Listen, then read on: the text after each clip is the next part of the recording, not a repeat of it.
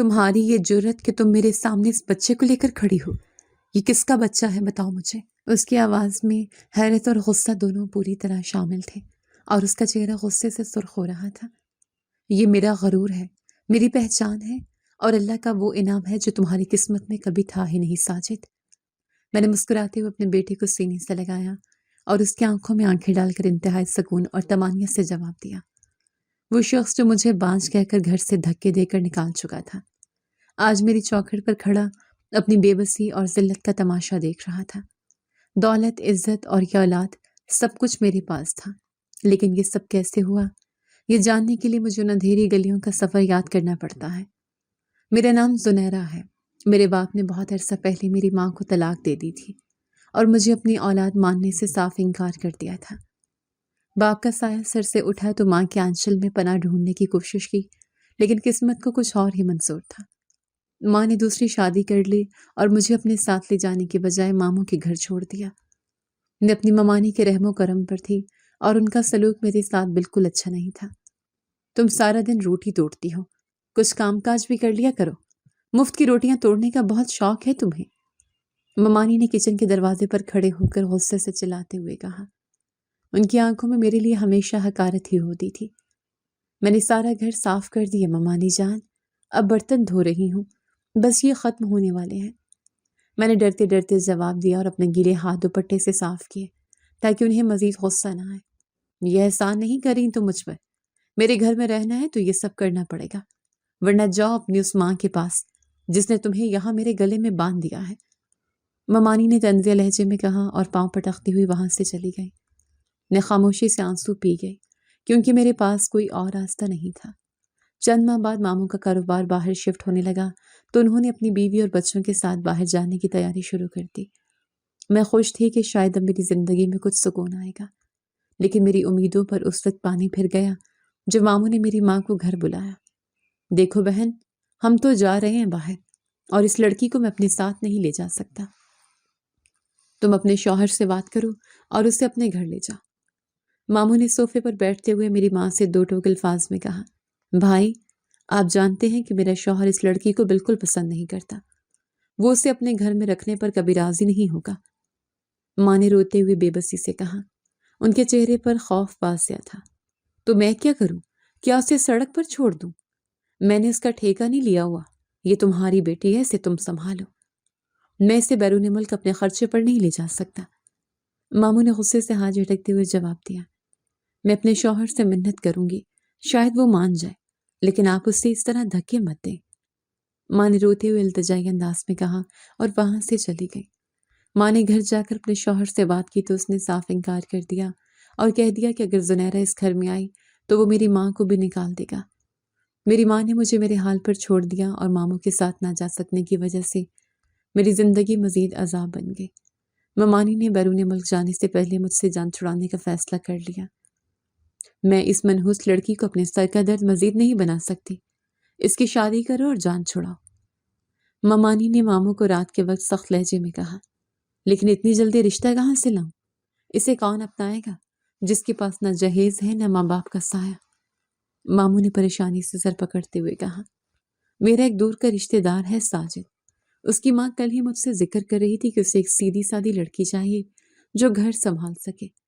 میں کل ہی بات پکی کرتی ہوں۔ ممانی نے فیصلہ کن انداز میں کہا اور اگلے ہی دن رشتہ طے کر دیا۔ مجھے نہ کسی نے پوچھا اور نہ ہی میری مرضی جانی گئی، بس ایک دن سرخ جوڑا پہنا کر مجھے رخصت کر دیا گیا۔ میری شادی کے کچھ عرصے بعد ہی میری ماں وفات پا گئی۔ میرا آخری سہارا بھی اس دنیا سے چلا گیا۔ میرے شوہر کا نام ساجد تھا اور اس کا سلوک میرے ساتھ بس ٹھیک ہی تھا۔ وہ اپنی ماں کا اکلوتا بیٹا تھا اور میری ساس کی بس ایک ہی خواہش تھی کہ جلد از جلد ان کے گھر کوئی وارث آ جائے۔ دیکھو زنیرہ، شادی کو 6 مہینے ہو گئے ہیں، مجھے اپنے گھر میں بچے کی کلکاریاں چاہیے، میں اور کتنا انتظار کروں؟ ساس نے صبح کا ناشتہ کرتے ہوئے مجھے گھور کر کہا۔ ان کی آواز میں شدید بے صبری تھی۔ جی اماں جان، اللہ نے چاہا تو جلد ہی خوشخبری ملے گی، میں وظیفے بھی پڑھ رہی ہوں۔ میں نے نظریں جھکا کر نرمی سے جواب دیا اور چائے کا کپ ان کے سامنے رکھا۔ وظیفوں سے کچھ نہیں ہوتا، اگر تم میں کوئی خرابی ہوئی تو میں اپنے بیٹے کو ساری زندگی تمہارے ساتھ نہیں باندھ سکتی۔ آج شام ساجد آئے گا تو میں اسے کہوں گی کہ تمہیں کسی اچھی ڈاکٹر کو دکھائے۔ मुझे कोई खतरा मोल नहीं लेना। सास ने चाय का कप जोर से मेज पर रखते हुए गुस्से से कहा। शाम को साजिद घर आया तो सास ने उसे मेरे बारे में बताया। साजिद भी किसी हद तक परेशान हो गया और उसने माँ की हाँ में हाँ मिलाई।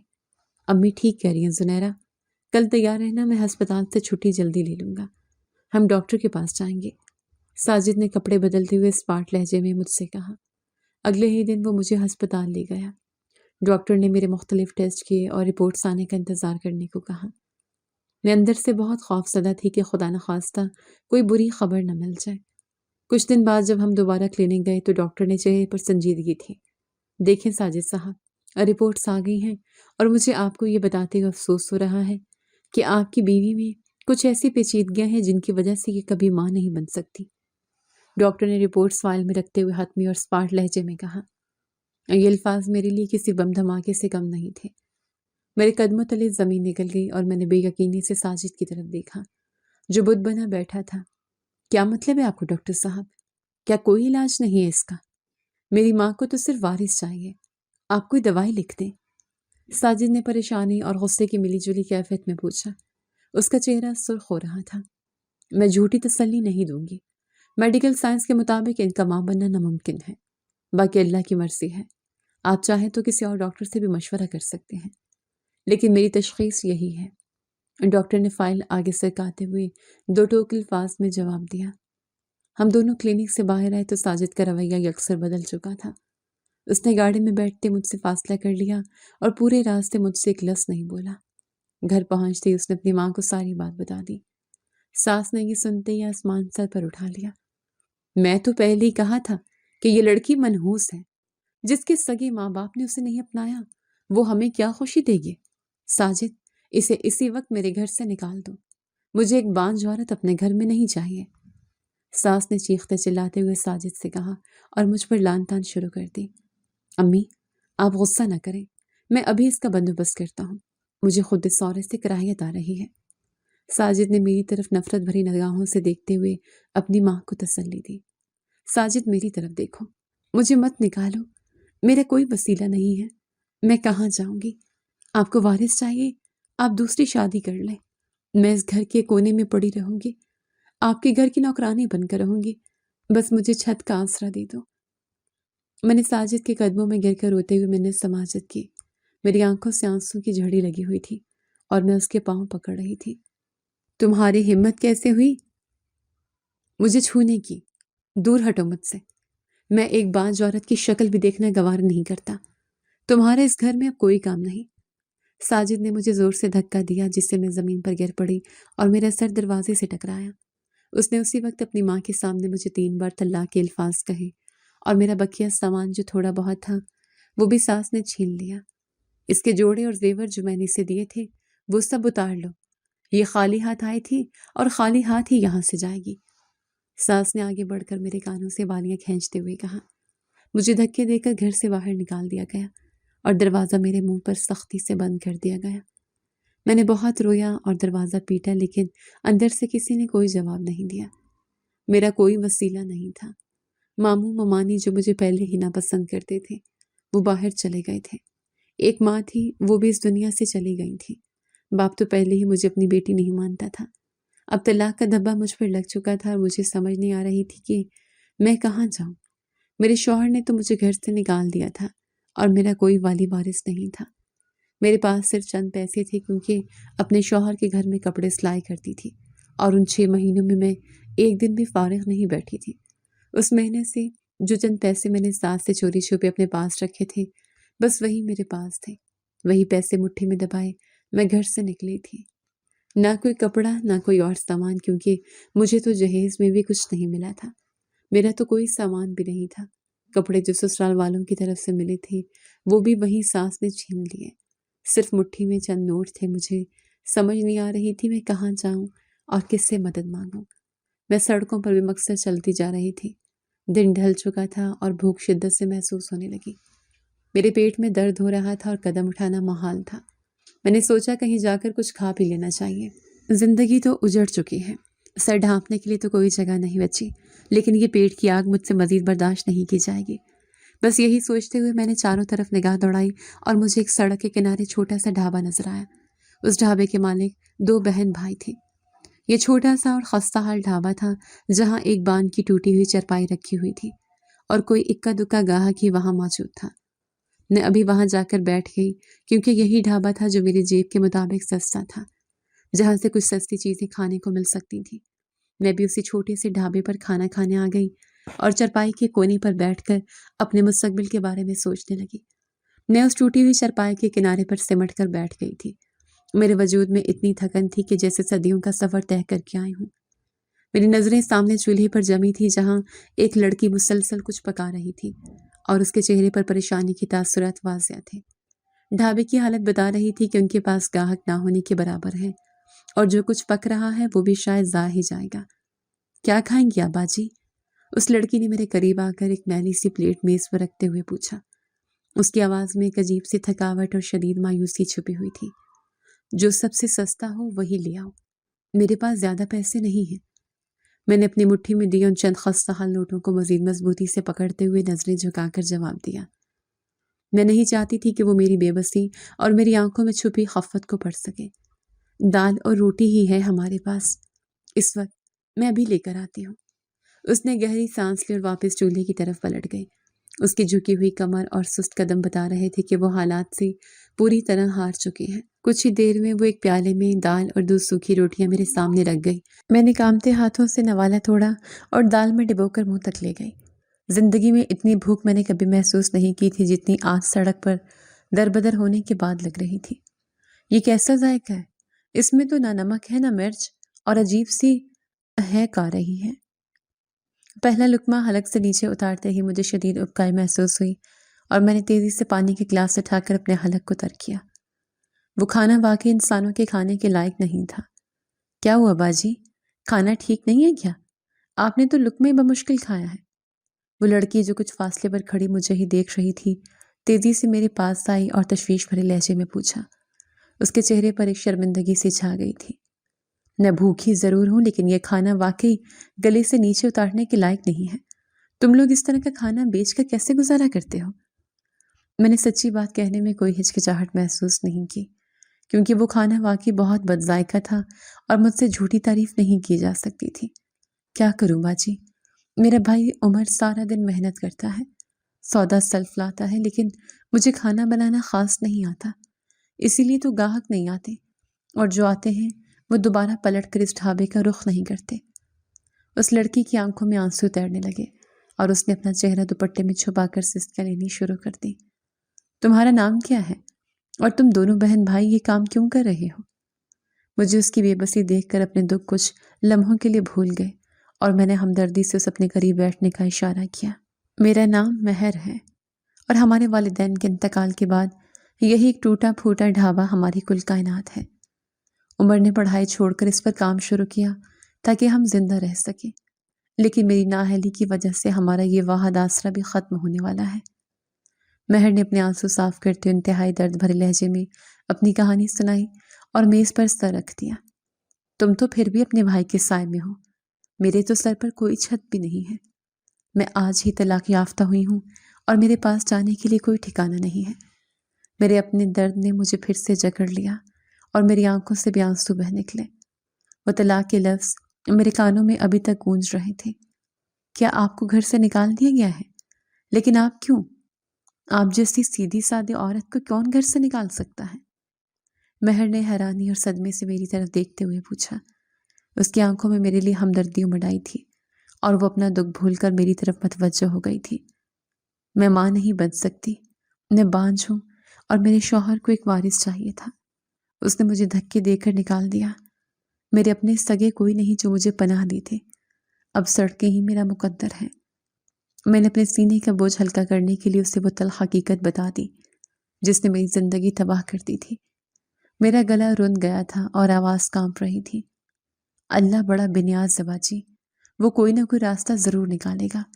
आप रोए मत, आप चाहें तो कुछ देर यहाँ आराम कर सकती हैं। हम गरीब ज़रूर हैं लेकिन बेहिस नहीं हैं। महर ने आगे बढ़कर मेरे कंधे पर हाथ रखा और मुझे तसल्ली देने की भरपूर कोशिश की। मुझे आराम नहीं करना, मुझे जिंदा रहने के लिए कुछ करना है। کیا میں تمہارے چولہے پر جا کر یہ دال دوبارہ بنا سکتی ہوں؟ میں تمہیں دکھاتی ہوں کہ ذائقہ کیسے بنتا ہے۔ میں نے اچانک فیصلہ کیا اور اپنی جگہ سے کھڑے ہوتے ہوئے پرعزم لہجے میں اسے دیکھا۔ میں کسی کے رحم و کرم پر نہیں جینا چاہتی تھی۔ آپ کھانا بنائیں گی، لیکن آپ تو خود اتنی تھکی ہوئی اور پریشان ہیں۔ آپ رہنے دیں، میں کچھ اور لے آتی ہوں، آپ زحمت نہ کریں۔ مہر نے ہچکچاتے ہوئے مجھے روکنے کی کوشش کی اور میرا ہاتھ پکڑ لیا۔ پریشانی کا علاج کام ہی ہے۔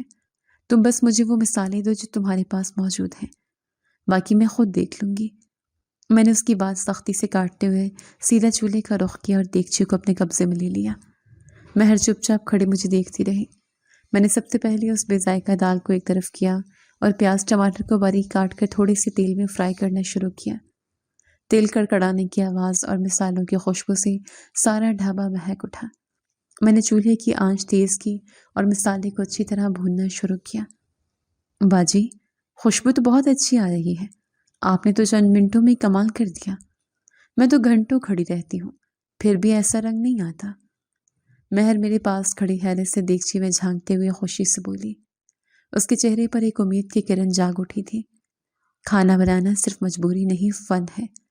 جب تک تم دل سے نہیں پکاؤ گی، ذائقہ کبھی نہیں آئے گا۔ لو، اب اسے چکھ کر بتاؤ۔ میں نے ایک چمچ دال پلیٹ میں نکالی اور اس کی طرف بڑھاتے ہوئے اسے خود فیصلہ کرنے کا موقع دیا۔ یہ کیا ہو رہا ہے مہر؟ اور یہ عورت کون ہے جو ہمارے چولہے پر کھڑی ہے؟ اور تم اسے یہاں کیوں آنے دے رہی ہو؟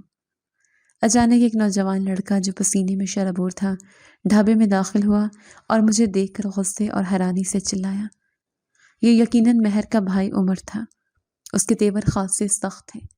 عمر بھائی، غصہ مت کریں، یہ باجی ہیں اور انہوں نے ابھی ابھی دال کو دوبارہ تڑکا لگایا ہے۔ آپ ذرا چکھ کر تو دیکھیں، میں قسم کھا کر کہتی ہوں آپ انگلیاں چاٹتے رہ جائیں گے۔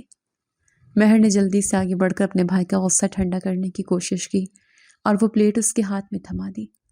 میں کیوں کھاؤں کسی اجنبی کے ہاتھ کا؟ اور تم نے اسے یہاں آنے ہی کیوں دیا؟ ہمیں کسی کی مدد نہیں چاہیے، ہم اپنا کام خود کر سکتے ہیں۔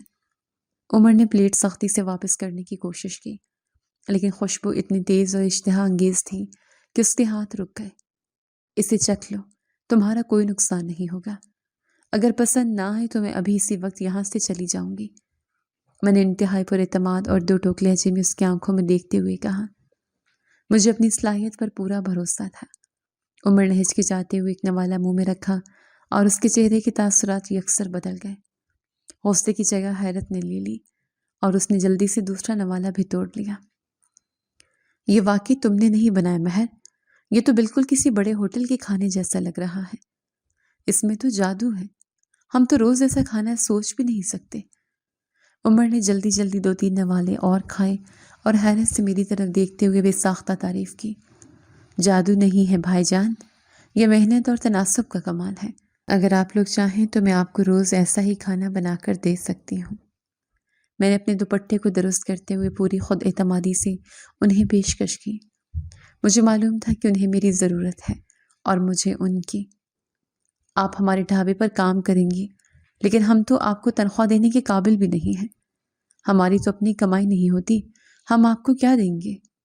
عمر نے شرمندگی سے سر جھکاتے ہوئے تلخ حقیقت بیان کی اور ہاتھ ملنے لگا۔ مجھے تنخواہ نہیں چاہیے، مجھے صرف ایک کونے میں رہنے کی جگہ اور 2 وقت کی روٹی دے دو۔ میں تمہارے اس ڈھابے کو چلانے کی پوری کوشش کروں گی۔ میں نے اپنی مجبوری کو ان کی مجبوری کے ساتھ جوڑتے ہوئے ایک ایسا سودا پیش کیا جس سے انکار کرنا ان کے لیے ناممکن تھا۔ اگر آپ ہمارے ساتھ رہیں گی تو یہ ہمارے لیے خوش قسمتی ہوگی باجی۔ آپ آج سے ہمارے ساتھ ہی رہیں گی اور یہ ڈھابا بھی آپ کا ہی ہے۔ مہر نے خوشی سے تالیاں بجاتے ہوئے فوراً حامی بھر لی۔ مجھے کوئی اعتراض نہیں، اگر آپ واقعی ہمارا ڈھابا سنبھال سکتی ہیں تو یہ چرپائی آپ کی ہے۔ آج سے آپ اس ڈھابے کی باورچی ہیں۔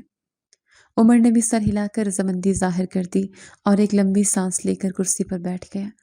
اس رات میں نے اسی ٹوٹی ہوئی چرپائی پر سو کر گزاری، لیکن میرے دل میں ایک سکون تھا کہ اب میں سڑک پر نہیں ہوں۔ صبح سویرے اٹھ کر میں نے سب سے پہلے ڈھابے کی صفائی کی اور چولہا جلایا، پرانے برتنوں کو مانجھ کر چمکایا اور سبزیوں کو کاٹ کر تیار کر لیا۔ باجی، آپ اتنی جلدی اٹھ گئی، مجھے جگا لیتی۔ میں صفائی کر دیتی، آپ کیوں تکلیف کر رہی ہیں؟ مہر آنکھیں ملتے ہوئے باہر آئی اور مجھے جھاڑو لگاتے دیکھ کر شرمندگی سے بولی، کوئی بات نہیں مہر، اب یہ میری بھی ذمہ داری ہے، تم جا کر ہاتھ منہ دھو لو، آج ہمیں بہت کام کرنا ہے اور گاہکوں کو واپس لانا ہے۔ میں نے جھاڑو ایک طرف رکھتے ہوئے اسے مسکرا کر جواب دیا اور دوبارہ اپنے کام میں لگ گئی۔ دوپہر کے وقت جب آس پاس کے مزدور اور راہگیر وہاں سے گزرے تو میں نے جان بوجھ کر پیاز اور لہسن کا تڑکا اتنے زور سے لگایا کہ خوشبو دور دور تک پھیل گئی۔ دھواں اٹھا تو سڑک پر چلتے لوگوں کے قدم رک گئے۔ یار، آج اس ڈھابے سے بڑی کمال کی خوشبو آ رہی ہے، چلو چل کر دیکھتے ہیں، شاید انہوں نے کوئی نیا باورچی رکھ لیا ہے، ورنہ تو یہاں سے گزرنا محال ہوتا تھا۔ دو مزدور جو روز وہاں سے بغیر رکے گزر جاتے تھے آج خوشبو کے کنچے چلے آئے۔ آئیے بھائی جان، تشریف رکھیے، آج آپ کو ایسا کھانا ملے گا کہ آپ انگلیاں چاٹتے رہ جائیں گے، آج ہماری خاص ڈش تیار ہے۔ عمر نے پہلی بار اتنے پرجوش انداز میں گاہکوں کا استقبال کیا اور ان کے سامنے کرسیاں سیدھی کی۔ میں نے گرما گرم روٹیوں کے ساتھ مزیدار چنے کی دال اور آلو کی بھجیا ان کے سامنے پیش کی۔ انہوں نے پہلا لقمہ کھایا اور ایک دوسرے کی طرف حیرت سے دیکھنے لگے۔ واہ بھائی عمر، تم نے تو کمال کر دیا، اتنا مزیدار کھانا تو شہر کے بڑے ہوٹلوں میں بھی نہیں ملتا۔ ہم تو روز یہی آیا کریں گے اور اپنے ساتھیوں کو بھی لائیں گے۔ ان میں سے ایک مزدور نے انگلیاں چاٹتے ہوئے دل کھول کر تعریف کی اور خوشی سے پیسے میز پر رکھے۔ یہ سب میرا کمال نہیں ہے بھائی، یہ تو ہماری باجی کے ہاتھوں کا جادو ہے، اب روز آپ کو ایسے ہی کھانا ملے گا، آپ بے فکر ہو کر آئیں۔ عمر نے خوشی سے پیسے پکڑتے ہوئے فخر سے میری طرف اشارہ کیا اور گاہکوں کو رخصت کیا۔ شام تک ہمارے پاس جتنا بھی سودا تھا وہ سب بک چکا تھا اور دیگچیاں بالکل خالی ہو چکی تھیں۔ مہر اور عمر کے چہروں پر ایک طویل عرصے کے بعد سچی مسکراہٹ اور اطمینان تھا۔ وہ دونوں پیسے گننے میں مصروف تھے۔ باجی، آپ تو ہمارے لیے فرشتہ بن، آج ہم نے پچھلے پورے مہینے سے زیادہ کمائی کی ہے، یہ سب آپ کی بدولت ہے، ہم آپ کا احسان زندگی بھر نہیں بھولیں گے۔ مہر نے میرے ہاتھ پکڑ کر انہیں چومتے ہوئے عقیدت سے کہا۔ اس کی آنکھوں میں شکر گزاری کے آنسو چمک رہے تھے۔ میں فرشتہ نہیں ہوں مہر، میں تو خود ایک ٹھکرائی ہوئی عورت ہوں، بس اللہ نے میرا اور تمہارا رزق ایک ساتھ لکھ دیا تھا، اب ہمیں مل کر اس ڈھابے کو بہت آگے لے کر جانا ہے۔ میں نے اس کے آنسو صاف کرتے ہوئے ایک پختہ عزم کے ساتھ کہا۔ میرا ماضی مجھے رلا ضرور رہا تھا، لیکن میرے مستقبل نے مجھے ایک نئی امید دلا دی تھی۔ اگلی صبح بھی سورج کی پہلی کرن کے ساتھ ہی ڈھابے پر زندگی جاگ چکی تھی۔ میں نے چولہے میں لکڑیاں ڈال کر ایک آگ روشن کی اور بڑی دیگچے کو چولہے پر رکھ دیا۔ کل کی کامیابی نے میرے اندر ایک نئی روح پھونک دی تھی۔ آج میں نے فیصلہ کیا تھا کہ صرف دال نہیں بلکہ سبزی اور مرغی کا سالن بھی بنے گا۔ ہوا میں ابھی صبح کی خنکی باقی تھی، لیکن چولہے کی تیز آنچ نے میرے وجود کو گرم کر دیا تھا۔ میں نے جلدی جلدی پیاز کاٹے اور انہیں گرم گھی میں ڈال دیا۔ پیاز کے کڑکڑانے کی آواز نے اس خاموش صبح میں ایک عجیب سی جان ڈال دی تھی۔ میں اپنے کام میں پوری طرح مگن تھی۔ باجی، آپ نے تو کمال کر دیا، صبح صبح ہی اتنی بھینی خوشبو آ رہی ہے کہ میرا اپنا پیٹ پکارنے لگا ہے۔ عمر نے ڈھابے کا بوسیدہ شٹر زور سے اوپر اٹھاتے ہوئے خوشگوار حیرت سے کہا۔ اس کی آنکھوں میں کل رات کی شاندار کمائی کی چمک ابھی تک باقی تھی اور اس کے چہرے پر ایک تازہ دم مسکراہٹ تھی۔ جلدی سے کرسیاں سیدھی کرو اور میزوں پر گیلا کپڑا مارو، آج کل سے زیادہ لوگ آئیں گے اور ہمیں کسی کو مایوس نہیں لوٹانا۔ میں نے دیگچی میں تیزی سے چمچ ہلاتے ہوئے اسے مستعدی سے ہدایات دی۔ میرا لہجہ ایک مالکن جیسا نہیں بلکہ ایک ہمدرد اور سمجھدار ساتھی جیسا تھا جو انہیں ان کے پیروں پر کھڑا کرنا چاہتی تھی۔ جی باجی، میں ابھی سب چمکا دیتا ہوں، آپ بس کھانا تیار رکھیں، مجھے یقین ہے آج دوپہر تک ہی سب بک جائے گا۔ عمر نے پھرتی سے جھاڑو اٹھایا اور پورے جوش و خروش سے صفائی میں لگ گیا۔ اس کے چہرے کی وہ کل والی مایوسیاں مکمل طور پر غائب ہو چکی تھی اور اس کی جگہ ایک نئی امید نے لے لی تھی۔ میں نے پیاز کو سنہرا کیا اور اس میں ٹماٹر اور پیسے ہوئے مسالے ڈال کر اچھی طرح بھوننا شروع کیا۔ مسالے کی اشتہا انگیز مہک ہوا میں شامل ہو کر سڑک تک جانے لگی۔ مہر ابھی آنکھیں ملتے ہوئے اٹھ کر آ گئی اور اس نے جلدی جلدی آٹا گوندنا شروع کر دیا۔ ہم تینوں ایک مشین کی طرح کام کر رہے تھے اور ہمارے دلوں میں ایک نئی امید جاگ چکی تھی۔ دوپہر ہوتے ہی ڈھابے پر لوگوں کا رش لگنا شروع ہو گیا۔ کل والے مزدور اپنے ساتھ مزید 4 لوگوں کو لے کر آئے تھے۔ انہوں نے آتے ہی خوشبو کی تعریف شروع کر دی۔ کرسیاں کم پڑ گئیں تو کچھ لوگ چارپائی پر بیٹھ کے اور کچھ کھڑے ہو کر اپنی باری کا انتظار کرنے لگے۔ بھائی عمر، جلدی سے 2 پلیٹیں مرغی اور 4 روٹیاں لے کر آؤ۔ آج تو تمہارے ڈھابے کی خوشبو نے دور سے ہی کھینچ لیا ہے۔ ایک گاہک نے میز پر بے صبری سے ہاتھ مارتے ہوئے اونچی آواز لگائی۔ اس کے چہرے پر بھوک اور تمانیاں دونوں واضح تھیں۔ آیا بھائی جان، بس 1 منٹ دیجیے، گرما گرم روٹی اتر رہی ہے، آپ کو شکایت کا موقع نہیں ملے گا۔ عمر نے تیزی سے پلیٹوں میں سالن نکالا اور مہر کے ہاتھ سے گرم روٹیاں پکڑ کر ان کی میز پر رکھ دی۔ اس کے ماتھے پر پسینہ تھا لیکن لبوں پر مسکراہٹ تھی جو کسی بھی صورت کم نہیں ہو رہی تھی۔ میں مسلسل چولہے کے سامنے کھڑی تھی۔ آگ کی تپش سے میرا چہرہ سرخ ہو رہا تھا اور دوپٹہ پسینے سے بھیگ چکا تھا، لیکن مجھے کوئی پرواہ نہیں تھی۔ ہر بکنے والی پلیٹ میرے اندر ایک نیا اعتماد پیدا کر رہی تھی۔ وہ ساجد جس نے مجھے ناکارہ اور بانجھ کہہ کر نکالا تھا، آج اگر مجھے اس طرح محنت کرتے اور کماتے دیکھتا تو یقیناً اس کا غرور خاک میں مل جاتا۔ باجی، سالن ختم ہونے والا ہے اور گاہک ابھی بھی باہر کھڑے ہیں، اب ہم کیا کریں؟ انہیں واپس بھیجنا تو ٹھیک نہیں ہوگا۔ مہر نے پریشانی سے دیگچی میں جھانکتے ہوئے میرے کان میں سرگوشی کی۔ اس کے چہرے پر خوشی اور گھبراہٹ کے ملے جلے تاثرات تھے، کیونکہ اس نے کبھی اتنے گاہک نہیں دیکھے تھے۔ عمر کو بلاؤ اور اسے کہو کہ جلدی سے بازار جائے اور مزید سبزی اور گوشت لے کر آئے۔ ہم آج کسی کو خالی ہاتھ نہیں جانے دیں گے۔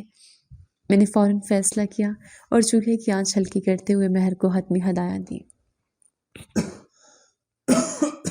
میرے اندر عجیب سی طاقت آ گئی تھی جو مجھے روکنے نہیں دے رہی تھی، اور میں ہر چیلنج کا سامنا کرنے کو تیار تھی۔ عمر نے میری بات سنتے ہی گلے سے کچھ پیسے نکالے اور اپنی پرانی سائیکل پر بیٹھ کر تیزی سے بازار کی طرف نکل گیا۔ جب تک وہ واپس آئے میں نے دال کا ایک نیا تڑکا تیار کر لیا تھا تاکہ جو لوگ سبزی کا انتظار نہیں کر سکتے وہ دال کھا لیں۔ شام تک ہمارا ڈھابا مکمل طور پر خالی ہو چکا تھا۔ ایک بھی روٹی یا سالن کا ایک قطرہ تک نہیں بچا تھا۔ رات کو ہم تینوں اسی بوسیدہ چرپائی پر بیٹھے تھے۔ درمیان میں پیسوں کا ایک بڑا ڈھیر لگا ہوا تھا۔ عمر نے احتیاط سے ایک ایک نوٹ گننا شروع کیا۔ اس کے ہاتھ کانپ رہے تھے اور آنکھوں میں ناقابل یقین خوشی تھی جو چھپائے نہیں چھپ رہی تھی۔ باجی، آج ہم نے پچھلے 6 مہینوں کی کمائی ایک دن میں کر لی ہے۔ یہ سب آپ کے ہاتھ کا جادو ہے، ورنہ ہم تو بھوکے مرنے والے تھے۔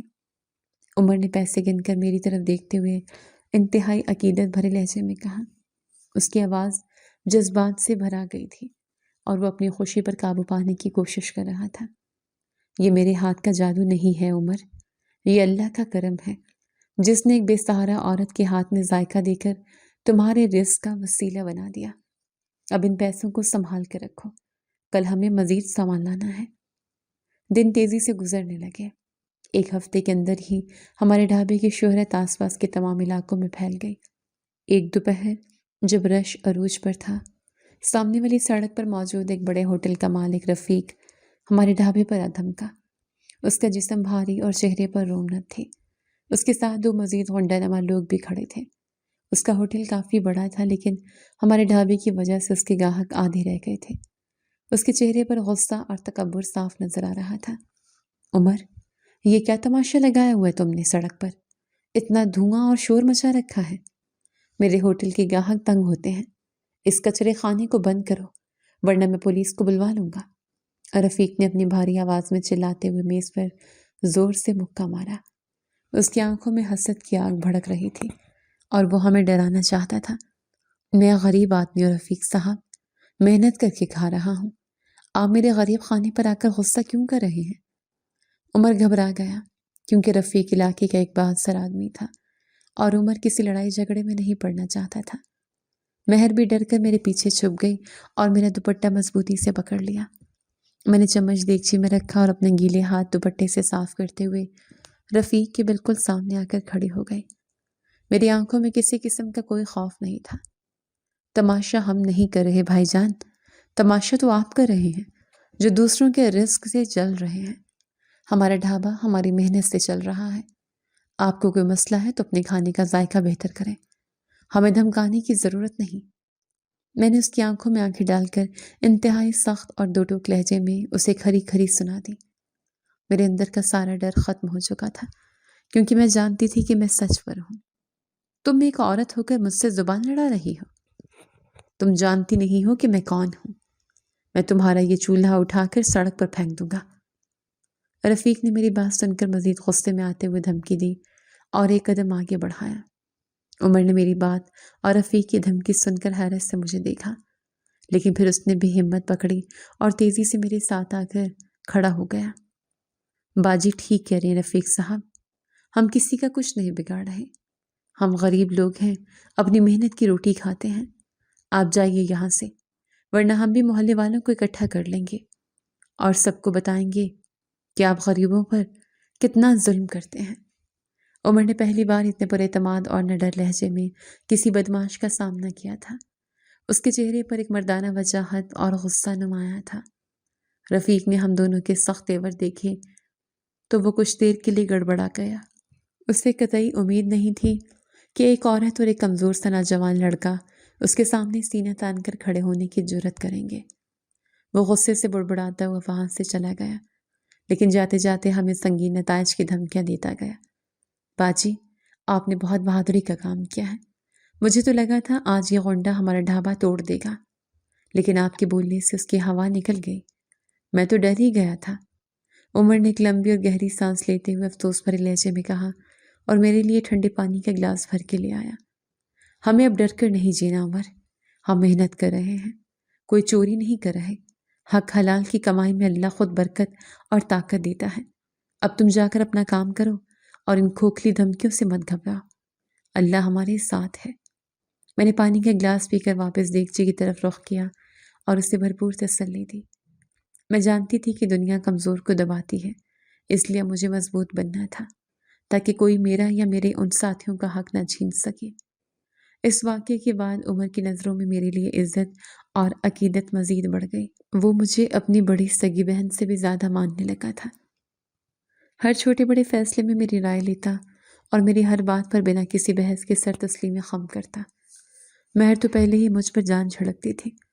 میں ان دونوں بہن بھائیوں کے لیے ایک محافظ اور ماں کا درجہ اختیار کر چکی تھی، حالانکہ مجھے دنیا نے بانجھ ہونے کا کڑوا طعنہ دے کر مسترد کر دیا تھا۔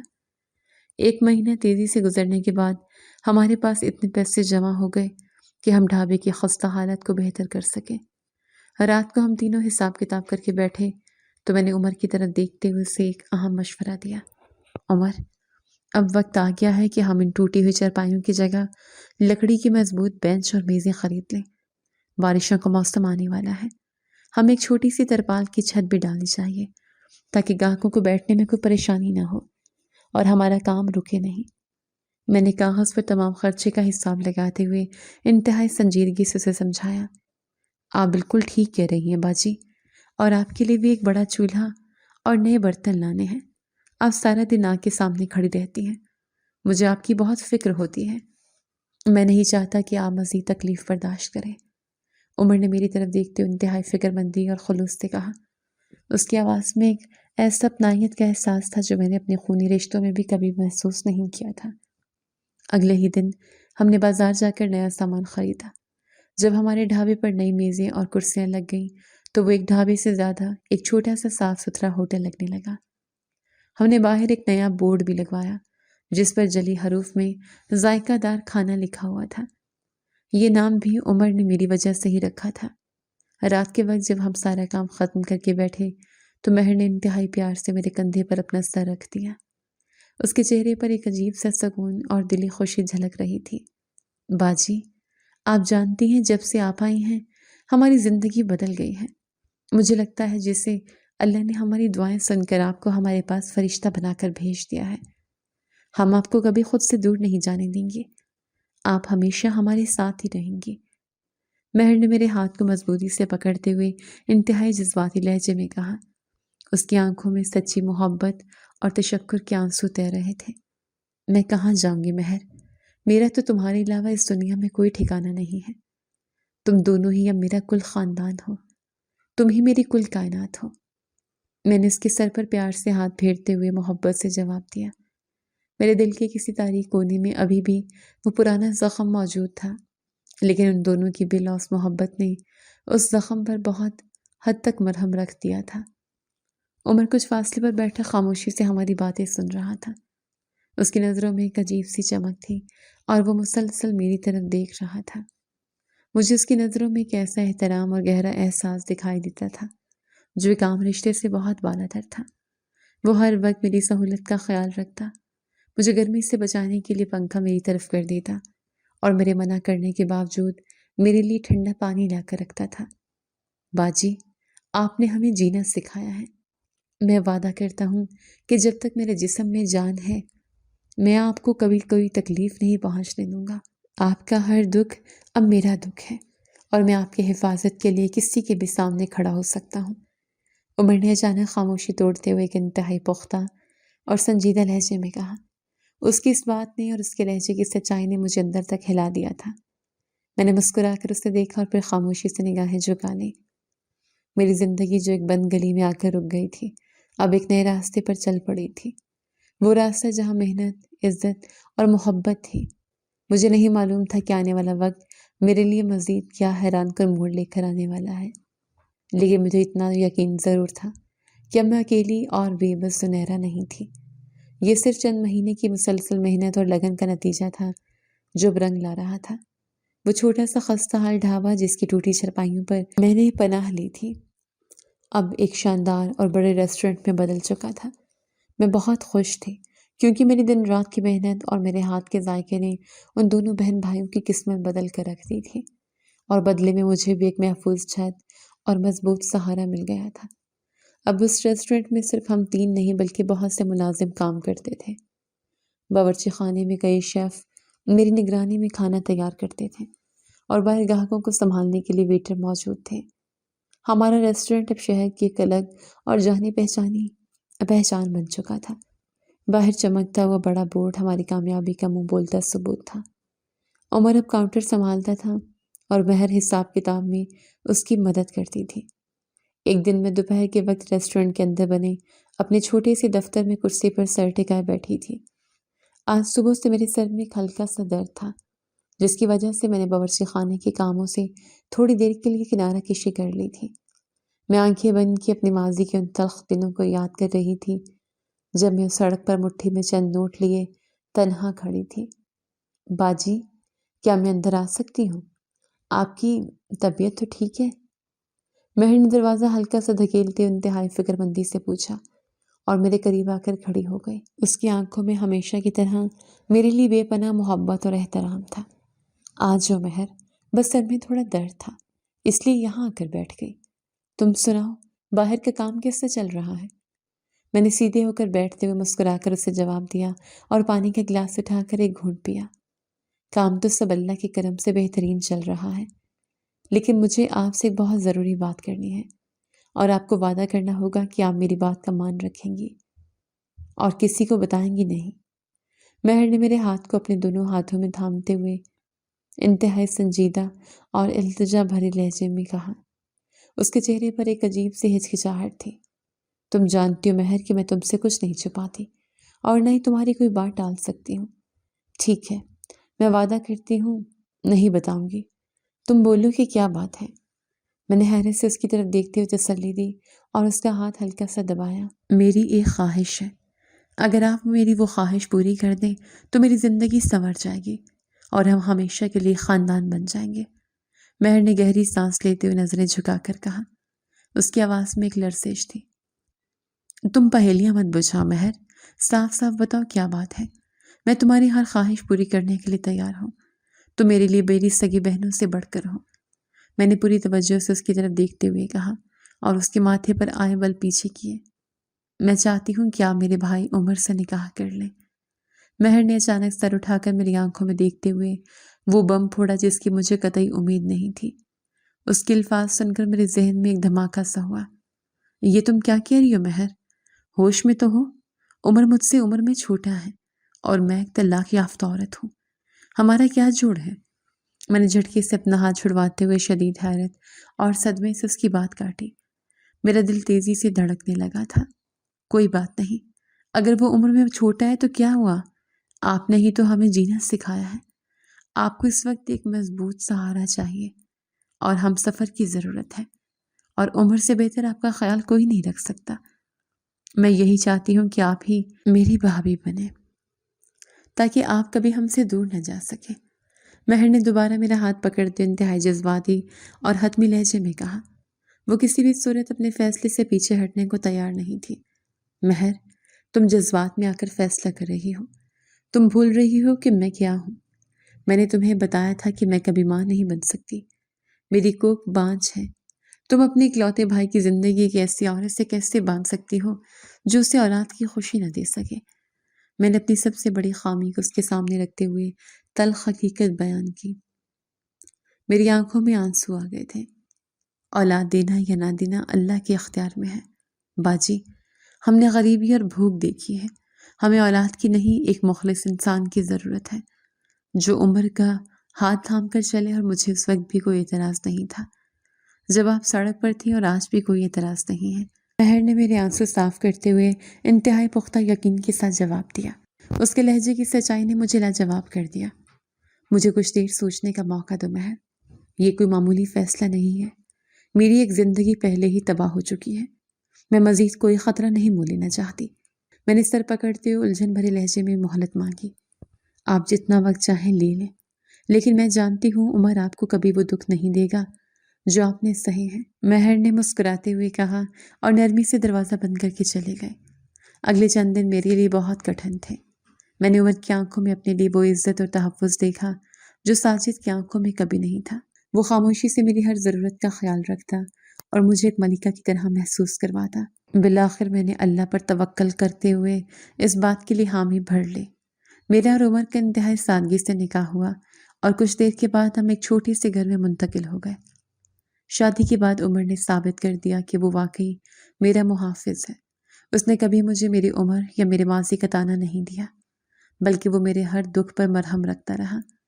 ریسٹورنٹ کی کمائی سے ہم نے بہت دولت اکٹھی کر لی تھی، اور ہماری زندگی ہر طرح کی آسائش سے بھر گئی تھی۔ شادی کو 1 سال گزر چکا تھا۔ ایک دن مجھے شدید چکر آئے اور میری طبیعت خراب ہونے لگی۔ عمر گھبرا کر مجھے ہسپتال لے گیا۔ ڈاکٹر نے میرے کچھ ٹیسٹ کیے، اور جب وہ مسکراتے ہوئے کمرے میں آئی تو اس کے الفاظ نے میری دنیا ہی بدل دی۔ مبارک ہو زنیرہ، آپ ماں بننے والی ہیں۔ آپ کی رپورٹس بالکل مثبت آئی ہیں۔ ڈاکٹر نے فائل میز پر رکھتے ہوئے خوشگوار لہجے میں کہا۔ یہ کیسے ممکن ہے ڈاکٹر صاحبہ؟ مجھے تو پچھلے ڈاکٹر نے لاعلاج اور بانجھ قرار دیا تھا۔ میں تو کبھی ماں نہیں بن سکتی تھی۔ میں نے بے یقینی اور حیرت سے کانپتے ہوئے لبوں کے ساتھ پوچھا۔ میرے آنسو بے اختیار بہنے لگے تھے۔ میڈیکل سائنس اپنی جگہ، لیکن اللہ کی قدرت اور اس کے معجزوں کے آگے کوئی سائنس کام نہیں کرتی۔ بظاہر آپ کی پیچیدگیاں تھیں، لیکن اب آپ بالکل صحت مند ہیں اور ایک بچے کو جنم دینے والی ہیں۔ ڈاکٹر نے میرے کندھے پر ہاتھ رکھتے ہوئے مجھے وہ تسلی دی جس نے میری برسوں کی تشنگی بجھا دی۔ عمر نے خوشی سے سجدہ شکر ادا کیا، اور مہر نے مجھے گلے لگا کر خوب رویا۔ وقت تیزی سے گزرا، اور اللہ تعالیٰ نے مجھے چاند سے بیٹی جیسی عظیم نعمت سے نواز دیا۔ میرے گھر میں خوشیوں کی وہ رونق آئی جس کا میں نے کبھی تصور بھی نہیں کیا تھا۔ میرے ہاتھ میں میرا بچہ تھا، اور میرے پاس دولت اور عزت کی کوئی کمی نہیں تھی۔ ایک دوپہر میں ریسٹورنٹ کے VIP کیبن میں بیٹھی تھی۔ میرا بیٹا میری گود میں سو رہا تھا، اور میں حساب کی فائل دیکھ رہی تھی۔ اچانک دروازہ کھلا اور ایک شخص اندر داخل ہوا۔ میں نے نظریں اٹھائی تو میرے قدموں تلے سے زمین نکل گئی۔ سامنے ساجد کھڑا تھا۔ اس کے کپڑے میلے تھے، اور وہ کسی نوکری کی تلاش میں مینیجر سے ملنے آیا تھا۔ اس کی نظر مجھ پر اور پھر میری گود میں موجود بچے پر پڑی تو وہ بت بن گیا۔ تمہاری یہ جرت کہ تم میرے سامنے اس بچے کو لے کر کھڑی ہو، یہ کس کا بچہ ہے؟ بتاؤ مجھے۔ ساجد کی آواز میں حیرت، صدمہ اور غصہ دونوں پوری طرح شامل تھے۔ اس کا چہرہ غصے سے سرخ ہو رہا تھا۔ یہ میرا غرور ہے، میری پہچان ہے، اور اللہ کا وہ انعام ہے جو تمہاری قسمت میں کبھی تھا ہی نہیں ساجد۔ میں نے مسکراتے ہوئے اپنے بیٹے کو سینے سے لگایا اور اس کی آنکھوں میں آنکھیں ڈال کر انتہائی سکون اور طمانینت سے جواب دیا۔ میری آواز میں کوئی ڈر نہیں تھا، بلکہ ایک فاتح کا غرور تھا۔ یہ ناممکن ہے، تم تو بانجھ تھی، تم تو کبھی ماں نہیں بن سکتی تھی، یہ بچہ ضرور کسی اور کا ہے۔ ساجد نے بے یقینی سے چلاتے ہوئے میز پر ہاتھ مارا۔ اس کی آنکھوں میں اپنی شکست کا واضح رنگ تھا۔ بانجھ میری کوکھ نہیں، بانجھ تمہاری نیت تھی ساجد۔ تمہیں لگتا تھا کہ اولاد میری وجہ سے نہیں مل رہی، لیکن شاید اللہ کو تمہاری قسمت میں اولاد لکھنی ہی نہیں تھی، اور یہ اس کی طرف سے تمہارے لیے بہت سخت فیصلہ تھا۔ میں نے اپنی کرسی سے کھڑے ہو کر انتہائی کاٹدار لہجے میں اسے اس کے اوقات یاد دلائے۔ وہ شخص جو مجھے بانجھ کہہ کر گھر سے دھکے دے کر نکال چکا تھا، آج میری چوکھٹ پر کھڑا اپنی بے بسی اور ذلت کا تماشا دیکھ رہا تھا۔ مجھے معلوم ہوا تھا کہ اس نے دوسری شادی کی تھی، لیکن ابھی تک اللہ تعالیٰ نے اسے اولاد کی نعمت سے نہیں نوازا تھا۔ وہ در در کی ٹھوکریں کھا رہا تھا اور نوکری کے لیے میرے ہی ریسٹورنٹ میں آ کھڑا ہوا تھا۔ ساجد نظریں جھکائے وہاں سے ایسے نکلا جیسے اس کا سارا وجود راکھ ہو چکا ہو۔ اس کی وہ ذلت دیکھ کر میرے دل میں کوئی رحم نہیں آیا، کیونکہ اس نے اس وقت رحم نہیں کیا تھا جب میں سڑک پر تنہا تھی۔ اس واقعے کے بعد میری زندگی میں مزید خوشیاں آئیں۔ اللہ نے مجھے 2 بیٹیوں جیسی رحمت سے بھی نواز دیا۔ اب میرے پاس اللہ کی دی ہوئی ہر چیز تھی، دولت، پیسہ، ریسٹورنٹ، شوہر کا پیار اور میری گود میں کھیلتی میری اولاد۔ اللہ تعالیٰ نے مجھے ہر اس چیز سے نواز دیا تھا جس کے لیے میں ترستی تھی۔ میرا سفر جو ایک ٹوٹی ہوئی چارپائی اور مٹھی میں دیے چند نوٹوں سے شروع ہوا تھا، آج ایک سلطنت پر آ کر مکمل ہوا تھا۔ انسان کو کبھی بھی دوسرے انسان کی خامیوں پر طعنہ دے کر اسے بے آسرا نہیں چھوڑنا چاہیے۔ زندگی اور موت، عزت اور ذلت، اولاد اور رزق، یہ سب صرف اور صرف اللہ کے ہاتھ میں ہے۔ جب انسان کسی کو ٹھکراتا ہے تو اللہ اسے سنبھال لیتا ہے اور پھر اسے اس مقام پر لا کھڑا کرتا ہے جہاں ٹھکرانے والے خود اس کے محتاج ہو جاتے ہیں۔ صبر، محنت اور اللہ کی ذات پر پختہ یقین ہی وہ کنجیاں ہیں جو ناممکن کو بھی ممکن بنا دیتی ہیں، اور میری کہانی اس سچائی کا زندہ ثبوت ہے۔